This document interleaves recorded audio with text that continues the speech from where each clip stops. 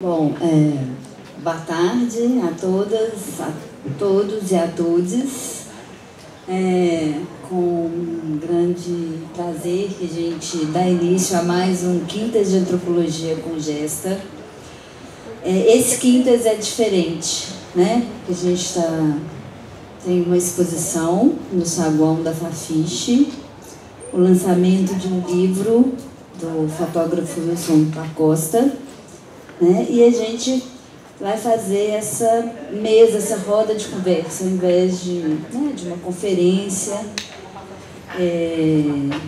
com o intuito, na verdade, da gente conversar, né, sobre o que o Wilson da Costa nos traz, né, e na sua exposição, nas suas fotografias, que são muito impactantes e significativas do que a gente vive aqui no estado de Minas Gerais. Então a gente está tendo a honra de fazer o primeiro lançamento do livro Entre Minas, né?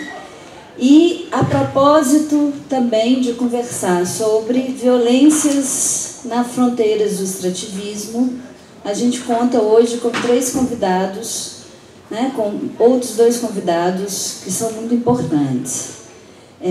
Aliás, a gente discutiu tanto o subtítulo dessa mesa que eu vou fazer uma pequena mudança aqui na hora. Eu vou falar que a gente vai falar sobre violências e lutas nas fronteiras do neoextrativismo, né?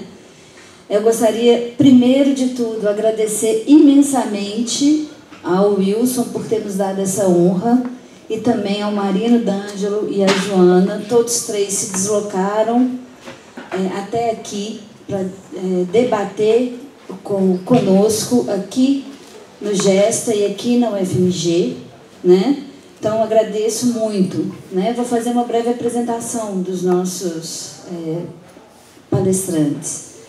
Wilson da Costa, natural de Niterói, Rio de Janeiro, começou a fotografar aos 22 anos, em meados dos anos 90, depois de passagens pela imprensa e 2 longos projetos de documentação sobre pequenos agricultores e agroecologia, voltou-se para a área de museus. Em 2008, retomou seu trabalho fotográfico, sempre com viés político, e depois de 2 exposições no Rio de Janeiro, deu início ao seu projeto sobre as trágicas relações entre Minas e a mineração. Atualmente, o trabalho do Wilson ultrapassou os limites da Serra dos Pinhaços no território mineiro e incluiu também a sua porção norte no estado da Bahia, além da bacia do Rio Doce até a sua foz no Espírito Santo. Temos também aqui, compondo a mesa, a antropóloga e gestora Joana Correia, doutora e mestre em antropologia pelo Programa de Pós-Graduação em Sociologia e Antropologia. Atualmente, a Joana participa de um projeto de pesquisa na Universidade de Colômbia sobre fornos de quitanda no Cerro. Na verdade, a Joana tem também uma longa experiência de pesquisa, né, e atuação nas áreas de antropologia e sociologia da cultura, culturas populares e conhecimentos tradicionais, estudos de folclore, patrimônio cultural e políticas públicas de cultura. Além disso, a Joana integra o Movimento pelas Águas, né, que, junto com outros movimentos e organizações sociais, a gente estava até conversando aqui antes, tem conseguido resistir por 9 anos às reiteradas tentativas da entrada da mineração no Cerro, né? E a gente, por fim, vai contar aqui também com uma presença importantíssima do Marino D'Angelo, que é produtor rural, agricultor de Paracatu de Cima, atingido pelo rompimento da barragem de Fundão. Marino é liderança da comissão de atingidos, né, pela barragem de Fundão, e representa os atingidos da zona rural de Mariana na busca por seus direitos, né, de um desastre que, como a gente sabe, prossegue até hoje com uma série de violações. Bom, então, com essas palavras eu vou dar início a nossa conversa, passando inicialmente a palavra para o Wilson da Costa.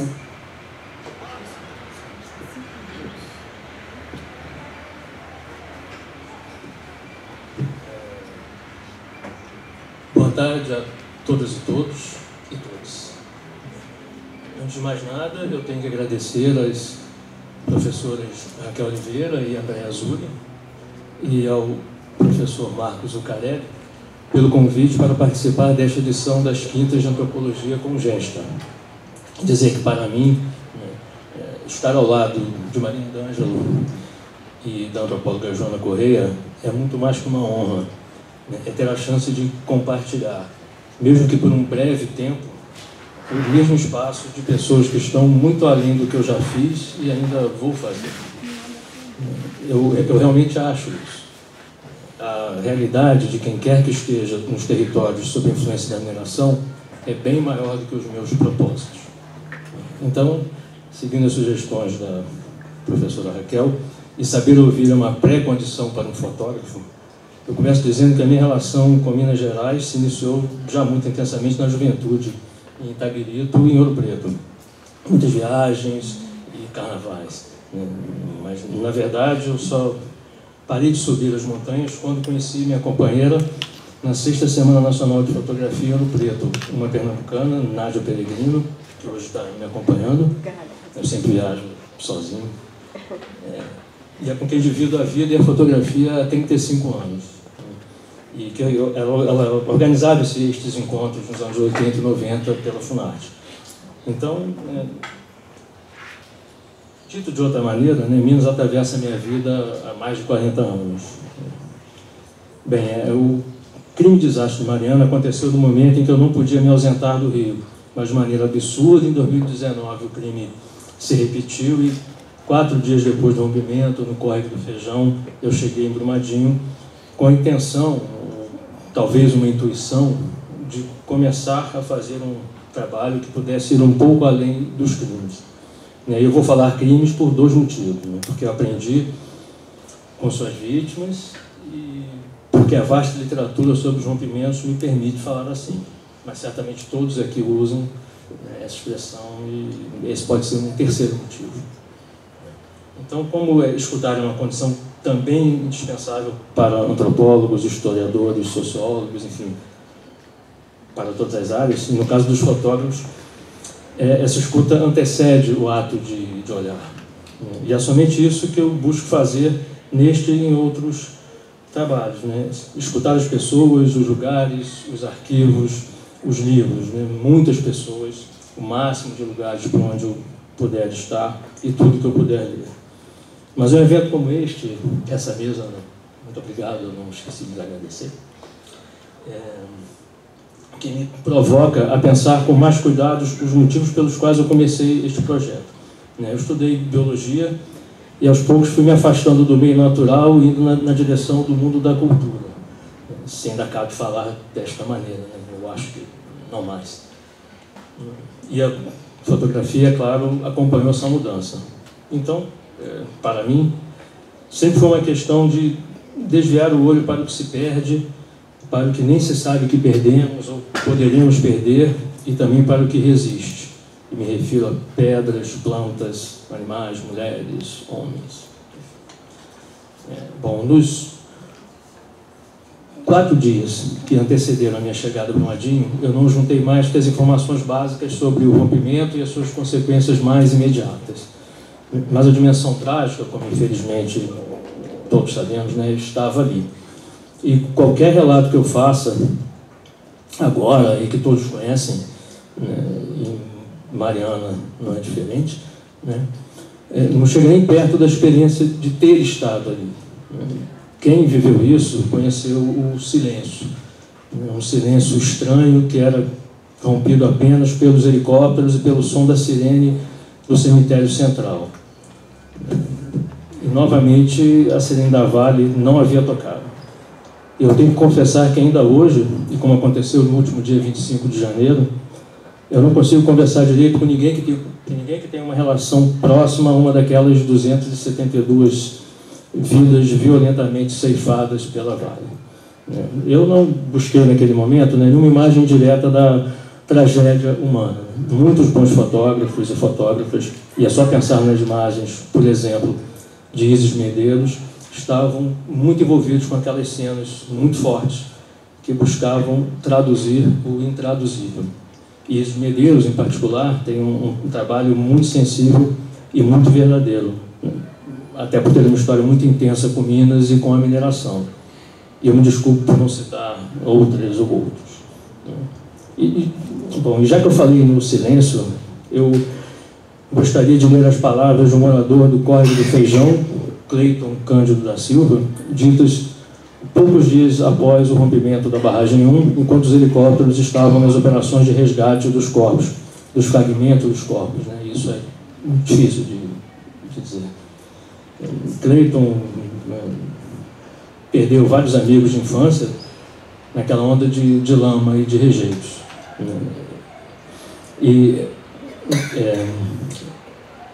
Essas palavras que ele falou são tão fortes e certeiras que deu título ao excelente livro do Charles Trocati e do Tales o Coelho, Quando Vier o Silêncio. E apesar de também estarem no meu livro, penso que é muito importante voltar a elas aqui. E foi isso que ele falou. Eu fico imaginando, depois que acabar tudo, o barulho vier o silêncio. Porque agora tem movimento. Movimento daqui, movimento dali. Mas na hora que o silêncio vier, aí que vai ser duro. Na hora que se der conta dos estragos que fizeram por aí, todo lado que você andar pela região, você vai ver marca de alguma coisa. Toda hora você vai estar lembrando. O problema vai ser quando vier o silêncio. Então, eu vou ler aqui o que eu escrevi numa das anotações do meu livro. Esse relato é mais do que resumir um estado de torpor diante de uma situação inominável. Ele é capaz de fazer repercutir em múltiplos níveis e camadas o drama pessoal e os muitos sentidos da palavra que é o centro do seu sentimento, o silêncio. E não será somente o caso do recolhimento que se instaura logo após acontecimentos traumáticos. Não é daquele silêncio que a memória irrompe ou é convidada para manter vivos os laços que nos ligam ao mundo. É também o silêncio das mortes invisíveis dos soterramentos da mina de Morro Velho, em 1857, 1866 e 1886. Da silicose que levou à morte por séculos milhares de trabalhadores das minas e daquelas doenças que ainda persistem. O avô, o ancestral, o Vatu do Rio Doce, que o Ivan Krenak diz, continuará submerso até que a vida retorne ao seu leito. Talvez sem querer, Cleiton tenha chamado a atenção para uma palavra-chave na sua vida e na de todos os atingidos e afetados, humanos e não humanos. Agora, deste silêncio, tão bem intuído pelo Cleiton, eu queria vir para cá, para essa mesa, com o seu duplo, que é a invisibilidade. Todos aqui convivem e conhecem isso muito melhor que eu. É a vida de vocês. Em diferentes graus e formas, os pesquisadores lidam com isso e tratam de estudar camada por camada e sistematicamente todos os processos que atravessam as empresas, o Estado, as comunidades, os territórios, e fazem circular esse material que vai subsidiar a luta e a resistência daqueles a quem diretamente a atividade minerária atinge. Por sua vez, as pessoas afetadas pela mineração também trabalham incansavelmente este problema, camada por camada. E imagino que muitos já estão exaustos deste processo, porque o tempo é criminosamente longo demais. E da mesma forma, elas buscam circular o riquíssimo material das experiências, que também é sistematizado e pode servir de subsídio para outros movimentos, como fazem de forma admirável a Caritas e o Instituto Guaicuí, por exemplo. Enfim, são formas de tornar visível o lado invisível das commodities. E não se trata de impactos, como eu já vi a Andréa Azzurri falar e se emocionar indignada, chamando a atenção para o uso correto dos termos. Destruição, mortes, doenças, rios e águas contaminadas, modos de vida totalmente alterados, desterro, a lista não tem fim.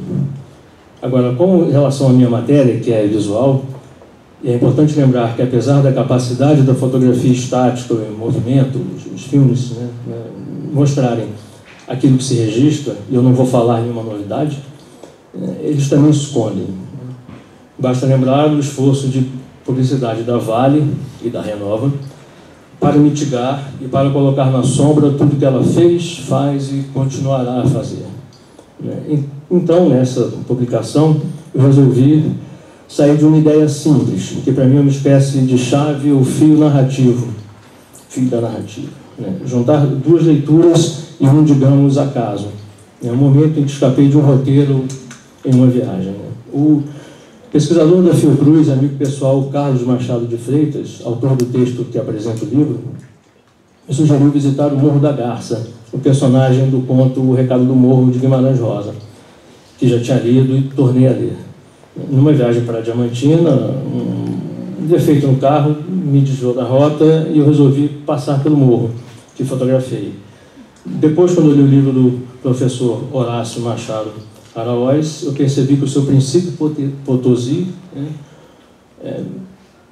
poderia ser, em sua origem, uma espécie de recado continuamente invisibilizado pelas mineradoras. Uns meses depois de ter colocado o Morro da Garça no início da edição das fotos, eu assisti a uma das brilhantes digressões de José Miguel Wisnik, em que ele associava o recado do morro a toda a cadeia de desastres da mineração em Minas Gerais. E eu percebi que a minha escolha tinha uma chance de não estar equivocada. Acho também que não devemos esquecer que os primeiros habitantes destas regiões nos deixaram mensagens pintadas nas paredes de pedra espalhadas por muitas serras de Minas, justamente com o óxido de ferro.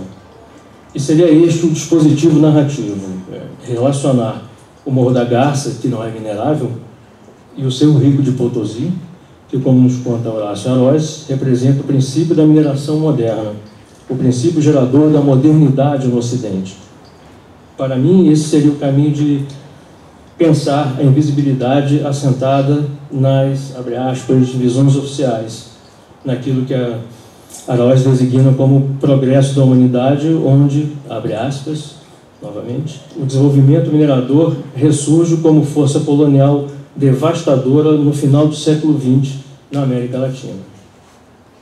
Ao mesmo tempo, eu entendo que aquilo que ainda não está devastado ou que está na iminência de ser destruído deveria fazer parte do trabalho e disputar um espaço de representação com os cenários das ruínas. No caso específico da Serra da Serpentina, e nós teremos aqui a contundência nas vozes do Marino e da Joana, que eu apenas esbocei na menção às comunidades, a fauna, a flora, as reservas da reserva da biosfera do Espinhaço. Em resumo, simbolicamente, os recursos disponíveis na forma dos cones de hematita, que Drummond se referia em colóquio de estátuas no seu livro de prosa Passeios na Ilha. Mas eu queria insistir na ideia de mensagem, ou melhor, de mensagens cobertas por véus, seja pelo tempo, como acontece com as pinturas rupestres, seja pela ação do homem, como aquela parede recém-descoberta no porão de um casarão na principal rua de Ouro Preto, um painel com inscrições dos negros escravizados, uma espécie de rito comum na costa da mina, em que ecoam as vozes dos ancestrais, sentimento fundante ou estruturante dos povos originários daqui e de África. As empresas mineradoras continuam a deitar seus véus e já passou da hora de entendermos que ouvir aquelas mensagens significa uma chance para mitigar os efeitos incontornáveis do antropoceno. Essas imagens a que eu me refiro, elas estão lá embaixo, na exposição. Eu não sei se todos viram, mas, enfim. Agora, uma outra coisa para a qual eu gostaria de chamar a atenção seria aquilo que o Maurício Lissovsky escreveu sobre fotografias e imagens de arquivo, que ele chamou das reservas de futuro contidas nas imagens, e que eu tomei a liberdade de levar também para esses dois casos, as pinturas nas pedras e o painel na parede.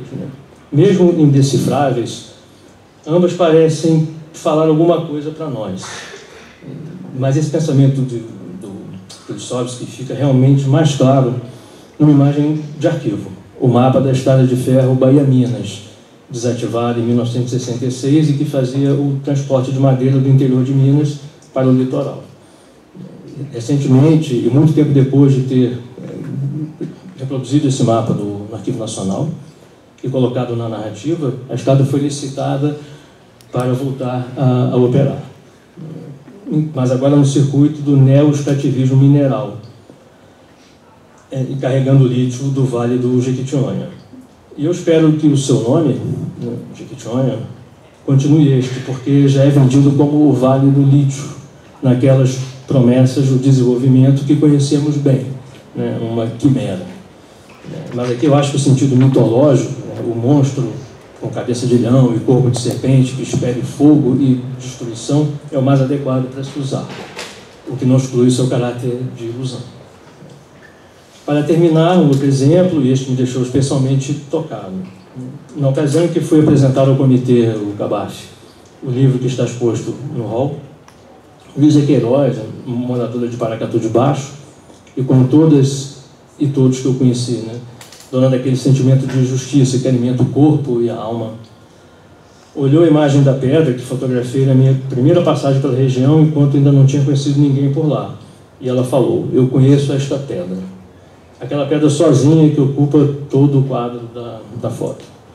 É claro que para mim, né, uma pedra perdida no meio de um campo que havia sido tomado pela lama em 2015, teria que ser fotografada, né? Uma pedra no meio do caminho.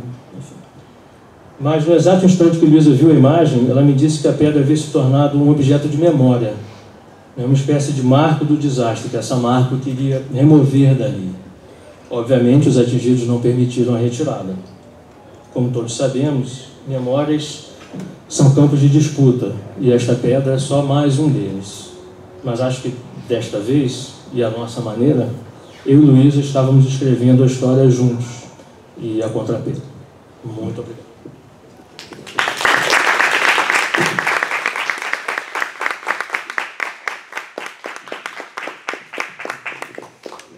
Obrigada, Wilson. Eu vou aqui passar a palavra então para a Marina, em seguida para a Joana. Okay? Boa tarde a todos. Meu nome é Marino D'Angelo Júnior. Sou atingido pelo rompimento da barragem Fundão, em Paracatu do Sim, em Mariana.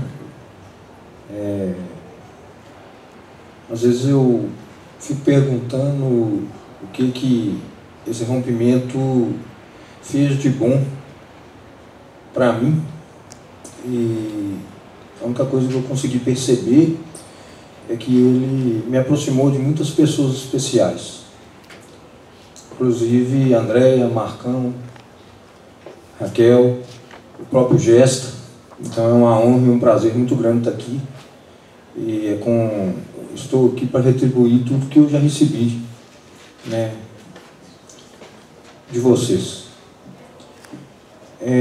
Falar de rompimento ao longo desses anos todos, tem hora que eu acho que eu estou ficando repetitivo, né? Conto a minha história, falo da separação que teve, das pessoas que viviam numa comunidade, todo mundo ser esparrodado da noite para o dia, assim, a gente perdeu o contato, né? Meus compadres, meus afilhados, as pessoas que frequentavam minha casa, a família, né? A própria família. Eu morava de frente para o meu sogro, meus filhos foram criados em conjunto, ficava parte do dia com os avós, parte do dia lá em casa. E o rompimento não é simplesmente uma barragem que rompe, são vários rompimentos embutidos, né, no crime que aconteceu pelas mineradoras. Eu cheguei a quase me formar em mineração na Escola Técnica Federal de Ouro Preto. Eu desisti e fui viver na roça, onde eu me casei, e decidi viver uma vida simples, mas feliz. Construímos a nossa própria economia na nossa região.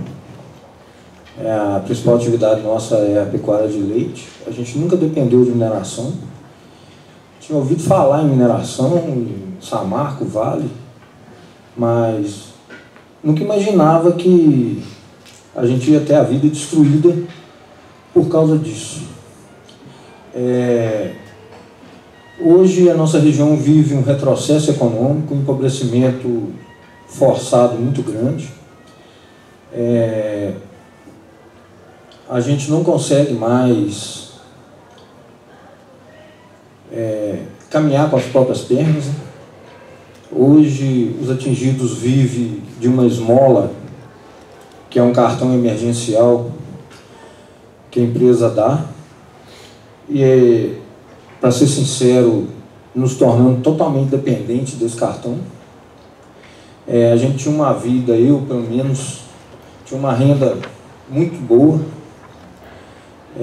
Hoje a minha família depende desse cartão, né? A minha filha, por exemplo, era uma das melhores alunas que tinha na escola lá na época. Ela se formou em 2014, final de 2014, e ia fazer o Enem em 2015. Aí aconteceu o rompimento, ela ficou com um problema psicológico e não conseguiu passar no Enem. Ela ganhou prêmio lá na escola de Águas Claras pelo simulado que ela fazia do Enem, de honra ao mérito. Ela sempre foi uma aluna dedicada, e por ela não conseguir passar no Enem, ela deu um tempo nos estudos. À medida que o rompimento o tempo foi passando, a realidade econômica nossa foi ficando difícil. Antes do rompimento eu teria condições de pagar uma faculdade para ela. E quando entrou a pandemia, eu matriculei ela na escola lá em Viçosa, a Univiçosa, e consegui manter ela estudando.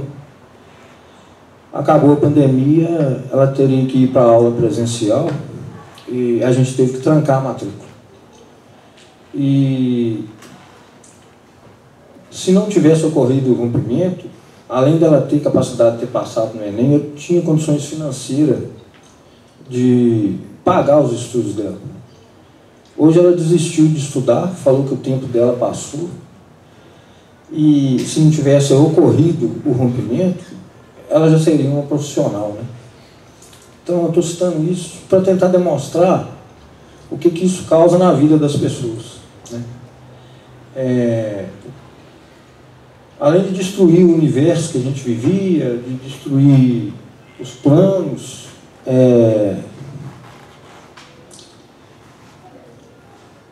tira todo o objetivo e o propósito de continuar, né? Hoje eu estou aqui, estava conversando com o Marcão, a gente não sabe o que a gente vai fazer da vida. Tem hora que eu penso que eu tenho que ir embora daquela região, tem hora que eu falo, não, vou ficar por aqui mesmo. E a gente ainda não encontrou uma direção, né? E isso já faz 8 anos, praticamente. Sempre quando eu falo de rompimento, eu tenho que ficar repetindo a mesma história. E eu estava me perguntando se isso já não está cansativo, as pessoas ficarem me ouvindo.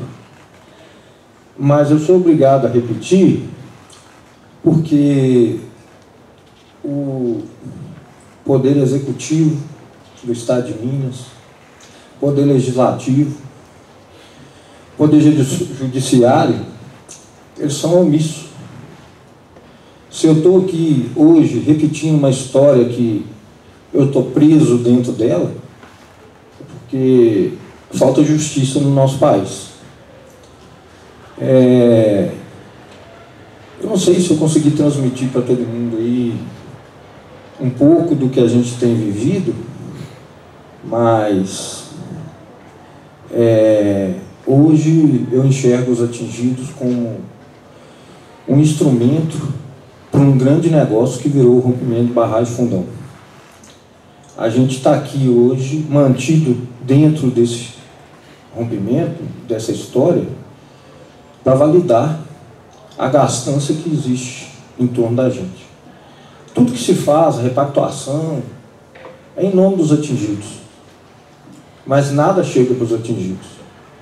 A Renova tem coragem de falar que gastou não sei quantos bilhões aí, mas o que ela resolveu na prática? O que tem de efetividade nesse gasto? Conheço um monte de gente ficando rica nessa brincadeira. Então é isso, eu acho que enquanto não se criar vergonha na cara dentro desse país, a gente vai ficar preso aí, sendo vítima desse crime. Muito obrigado.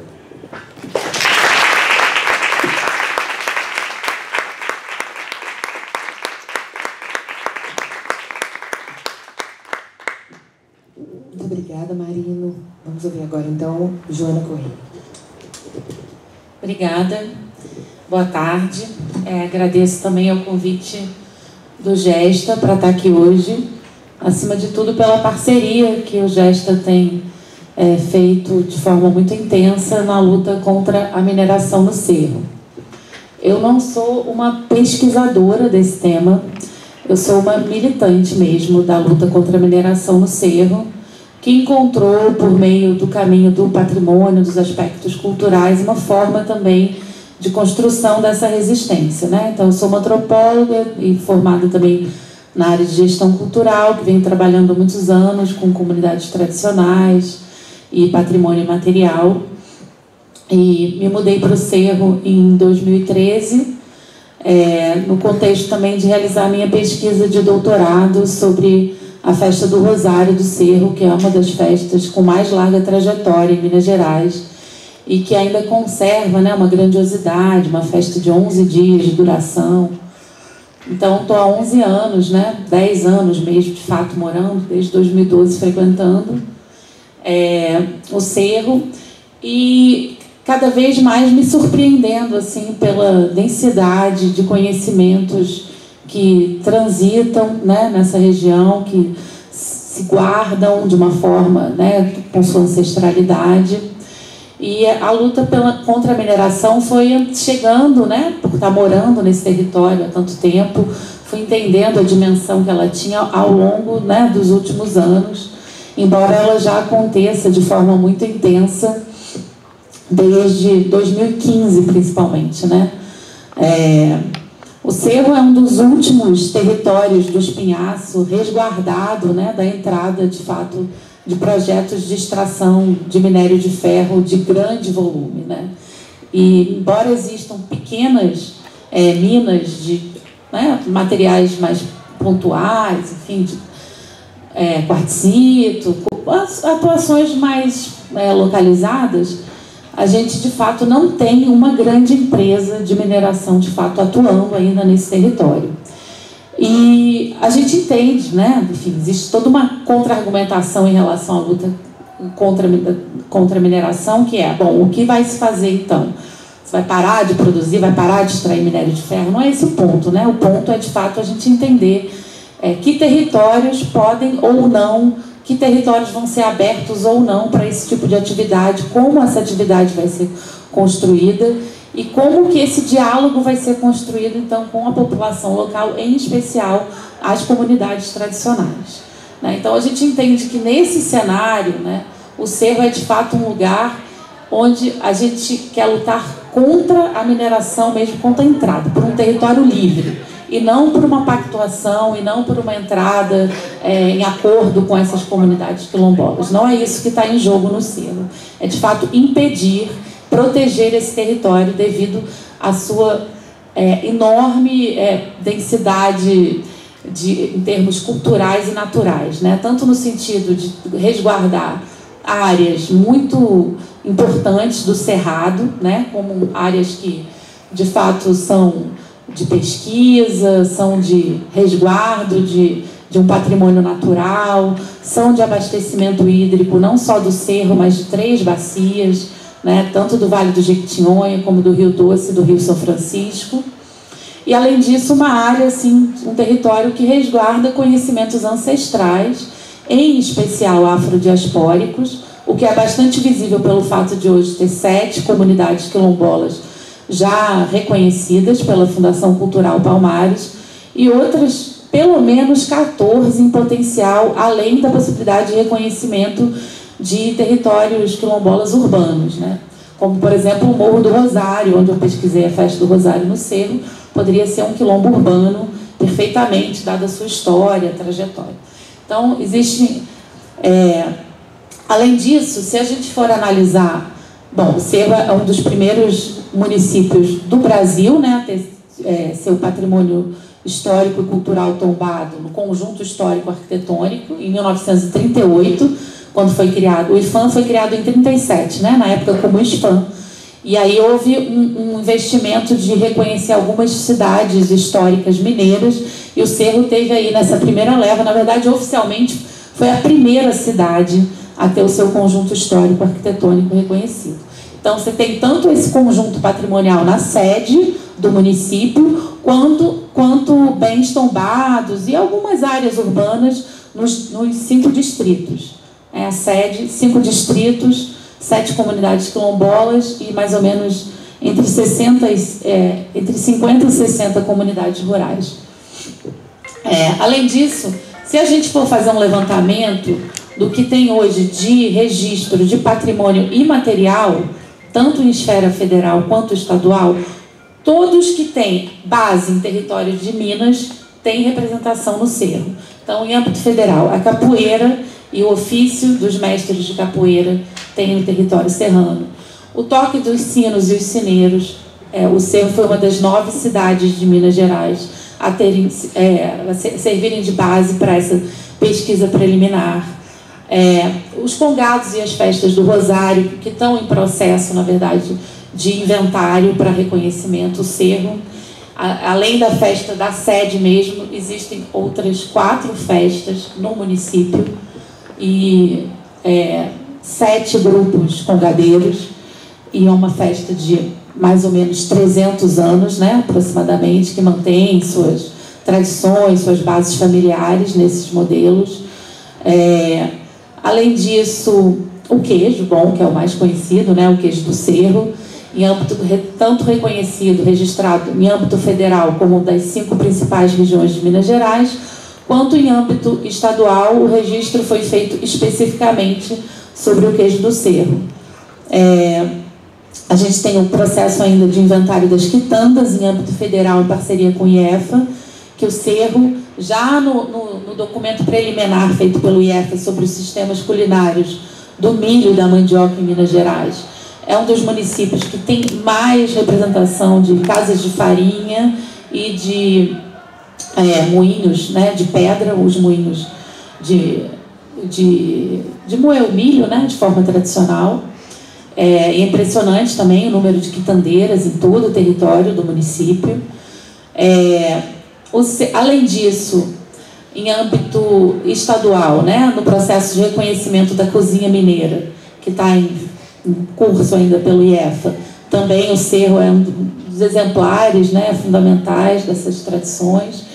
Enfim, é impressionante já o que existe em termos de reconhecimento, fora o que ainda pode ser reconhecido, porque considerando o Cerro como um dos principais territórios dessa África diaspórica em Minas Gerais e no Brasil, né, se a gente pensar no desenho da Estrada Real, o Cerro está ali no final daquela ponta. No século XIX, pelo menos 80% da população do Cerro era de africanos e afrodescendentes. Então, o que tem de resguardo ali em termos de conhecimentos, né, por exemplo, nos cantos viçungos, que não existe ainda um reconhecimento como patrimônio por um erro do IPHAN, porque já deveria ter sido há muito tempo, tanto pelo IPHAN quanto pelo IEFA. Já houve até o início de um processo, né, que hoje a gente vê em vários grupos de congados esse resguardo dos falares de línguas africanas rituais. No Cerro resistiu também nos cantos dos catopês, principalmente dos catopês de Milho Verde ausente baú, né, e ainda de forma mais pontual dos catopês do Cerro, que são, de fato, uma língua de tradição banto, que com 300 anos de distanciamento das línguas originais, mas que estão ali sendo usadas com amplo campo espectro semântico, né, usadas em contexto ritual, e que considero, né, ali um forte elemento, inclusive, dessa resistência, dessa identificação quilombola da região. Né, um elemento ainda que precisa ser muito trabalhado, porque todos esses anos de opressão colonial, de racismo, ainda pesam de uma maneira muito evidente no Cerro. Né? Assim, você vê que o processo de reconhecimento quilombola, né, que começou em 2012, está fazendo seus efeitos agora, inclusive na luta contra a mineração, que é, de fato, essas comunidades tomando o seu lugar, que é de direito, né, dentro dessa sociedade, dentro da história da sociedade.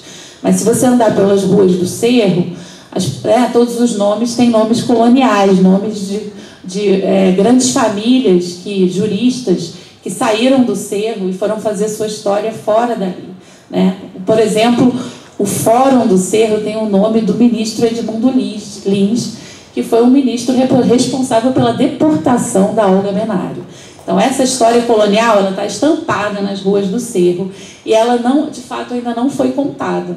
Então, existem muitas histórias para ser contadas, pensando o Cerro como esse território ancestral. E aí a gente tem, de um lado, né, nessa frente de luta, quer dizer, a gente tem aí três frentes de luta principal. Uma que é a questão ambiental mesmo, né, de abastecimento, que envolve tanto o Cerrado e a Mata Atlântica presentes nesse território, como principalmente o abastecimento hídrico, porque o Cerrado é a grande caixa d'água do Brasil, a gente já ouviu isso inúmeras vezes, né?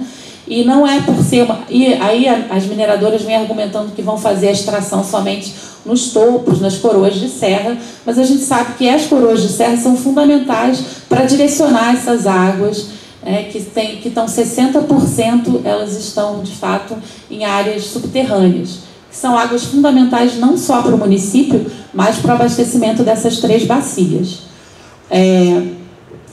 Uma outra frente de luta é, de fato, são os territórios quilombolas, né, muito evidentes na região, que já vem se formando, tanto por uma parceria da universidade, é importante trazer essa clareza, né, a atuação da PUC Cerro, em parceria com essas comunidades, historicamente fundamental, inclusive pelo professor Matheus Leite, que hoje está na PUC de Betim, mas que iniciou processos de pesquisa com alunos para trabalhar, porque o fato de existir uma política de reconhecimento quilombola não significa que vai chegar lá na ponta.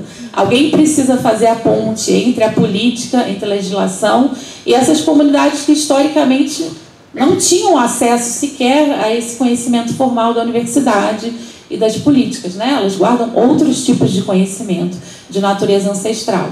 Então, a universidade fez essa construção que hoje ela é fundamental para que essa luta aconteça. E hoje, inclusive, com a atuação do MAN, Movimento pela Soberania Popular na Mineração, que tem formado lideranças, né? Ajudado a formar lideranças para a luta política, né? Para essa linguagem discursiva da luta política dentro dessas comunidades. E agora uma terceira frente que a gente tem trabalhado muito, que é onde, na verdade, eu como militante do Movimento pelas Águas, que é um terceiro movimento que surge para encabeçar essa luta junto com a Federação das Comunidades Quilombolas de Minas Gerais e com o MAN, que tem uma atuação local, é o Movimento pelas Águas de Cerro e Santo Antônio do Itambé, que na verdade reúne todos nós moradores, simpatizantes e que defendemos essa causa dentro do território do Cerro ou, né, em parceria com o território do Cerro.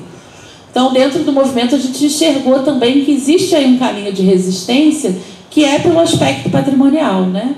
Que a gente vê que o patrimônio, né, assim como a construção das políticas federais, de direitos e territórios quilombolas, é também um campo de disputa e um campo de bandeiras de luta. Né? Ele não é dado. A gente sabe que ali no Cerro, como um território afrodiaspórico de extremo valor, a gente tem uma série de outras narrativas patrimoniais a construir, né? Pensando que a gente está num momento de decolonialidade, de reconhecer outro aspecto. Né? A construção patrimonial do Brasil se deu muito por um viés colonial, com o reconhecimento da arquitetura portuguesa, né? Das artes, das belas artes, com a entrada... Bom, aí aspectos pontuais ao longo da história das políticas patrimoniais, mas com, de fato, o decreto do patrimônio material, né, de 2000, a gente tem, de fato, uma intensificação dessa possibilidade de outros reconhecimentos. E, mesmo sem esse olhar, o cerro já vem despontando, né? Só por ser o que ele é, por guardar os conhecimentos que já guarda, por ter essa ancestralidade de fato resguardada e protegida, a gente já vê, se a gente ainda for fazer esse esforço por um olhar mesmo de política, a gente vai ver como existem outras e outros aspectos, né? Desde a produção dos temperos. Existe uma dissertação de mestrado muito bonita do Rudá Andrade, que é um parceiro meu, que se chama Visungo com Angu, em que ele estuda, de fato, o sistema culinário do milho como algo profundamente atrelado à ideia dos vissungos por esse viés da ancestralidade. Então, a gente tem percebido também a possibilidade de construir uma narrativa de proteção para esse território também pela riqueza patrimonial já reconhecida e potencial que ele resguarda. Além disso, claro, patrimônio arqueológico, né? Assim, o que tem de pinturas rupestres ainda não mapeadas no cerro, né? Ali é uma terra, originariamente, onde viveram os índios que a gente conheceu como botocudos, que não é um nome próprio, né? É um nome atribuído, que deram origem aos Krenak do Rio Doce, e hoje um dos nossos principais intelectuais brasileiros é o Ailton Krenak. Então o cerro está ligado também a essa história, e esse patrimônio está ali resguardado em vários sítios ainda não identificados e mapeados, que também, então a gente precisa proteger não só o que já existe, em termos de registro e de tombamento, mas também o que pode vir a ser reconhecido, dada a riqueza desse território. Então, é por esse olhar que eu vejo a minha contribuição pessoalmente, né, como antropóloga e pesquisadora, dentro dessa luta, que é a gente enxergar, de fato, o cerro como um território patrimonial exemplar para Minas Gerais e para o Brasil. A gente não tem em Minas Gerais, talvez, né, assim, acho que um território com tamanha riqueza patrimonial, nessa complexidade, com tanta representação e formando sistemas complexos, porque o seu Vavá, que está lá no registro do Toque do Sino, ele também é o cacheiro da folia e ele também sai nos catopês, né? A dona Geralda, que é a quitandeira, ela também está ligada à família dos marujos de Milho Verde. Então, você vê como existe aí, de fato, são redes patrimoniais, porque a gente está falando de um território de 22 mil habitantes, e que tem a dimensão territorial do meu município de origem, Rio de Janeiro. Então, é um território imenso, com poucas pessoas, mas que resguardam, assim, conhecimentos muito profundos. E cada pessoa que se vai dessa comunidade tradicional, essa semana a gente perdeu Dona Eva Aparecida, que era uma importante quitandeira de São Gonçalo do Rio das Pedras. Cada pessoa que se vai é uma bagagem enorme que vai. Então, assim, o processo realmente de reconhecimento, de entendimento dessas pessoas, né, de registrar seus saberes, de entender, é fundamental, inclusive, nessa batalha. E aí a gente vê, de fato, assim, que a gente pode enxergar hoje os órgãos patrimoniais, em certa medida, como aliados dessa luta, por eles serem órgãos de resistência dentro da esfera federal. Contudo, a gente sabe que as mineradoras não são ingênuas e já conseguem, né, o poder minerário em Minas, ele é tão arraigado que ele também está dentro dessas esferas institucionais. Então, a gente pisa delicadamente na construção desse tipo de parceria. A gente sabe também que dentro do IFAM, do IEF, existem pessoas que também estão ligadas e a serviço desse poder minerário. Então, é um enfrentamento muito delicado, né? Porque a gente viu durante esse último governo de trevas essas instituições serem bombardeadas e a gente precisou se unir para proteger essas instituições patrimoniais. E agora a gente tem que construir com eles juntos, né, também que eles sejam, nesse novo cenário, aliados dessas lutas, né, aliados das causas que a gente vem defendendo. E então, com esse viés assim, de entender também o patrimônio como um território de luta e possibilidade de conquistas, né, de assegurar direitos, de proteger territórios, que a gente enxerga, então, um outro viés de proteção desse território do Cerro. É isso, a gente continua no debate. Obrigada.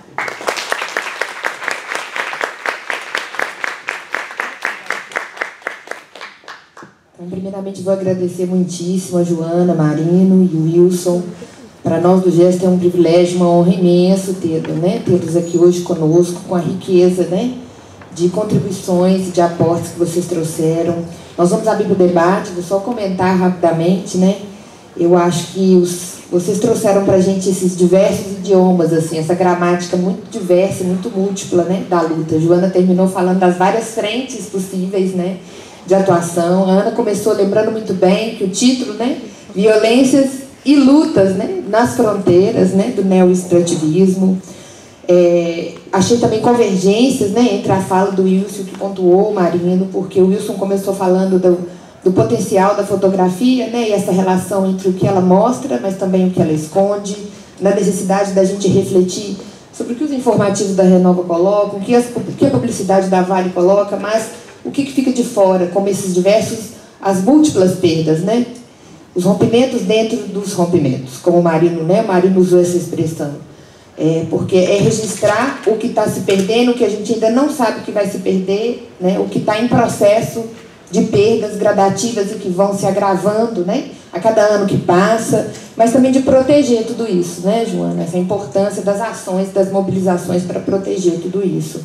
Se fazendo num campo, né, muito conflitivo, de muita tensão, e eu acho que por isso que a gente escolheu essa expressão da fronteira, para relembrar também a contribuição importantíssima que a gente teve aqui recentemente, né, do professor João Pacheco, em que ele, né, a partir dessa ideia das fronteiras, ele nos lembra que o espinhaço é hoje uma fronteira de expansão da mineração, por essas várias ameaças, né, que estão colocadas sobre esse território na forma dos diversos licenciamentos em processos já formalizados, né, em andamento. Mas também porque essas fronteiras também não são inertes, não são estáticas, né, não só porque os grupos, né, as populações não são passivas, mas também porque ela se faz pela desconstituição de direitos. Então a gente vê a fronteira se reabrindo a cada momento, também em casos já de longa duração, de desastre, como no Rio Doce.